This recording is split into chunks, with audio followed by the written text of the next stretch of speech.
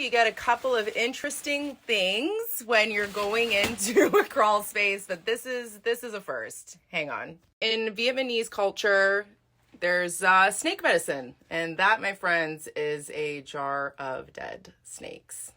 Me and my client were working together. We're cleaning this out, and we're getting there slowly but surely. So if you want to know why I'm wearing a mask and a light, let me show you. Because without it, I would suffocate and I can't see anything. So that's fun.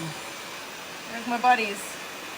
The client's been awesome. We've been throwing out a ton of stuff. This is the stuff we're going to keep and put back inside once we're done. But let me show you how it looks so far. Okay, so we've got most cleaned out. Now we're coming over to this area, and we have some mystery boxes at the back. And we're going to organize it and put everything back nicely. Okay, are you ready to see? So everything was vacuumed out.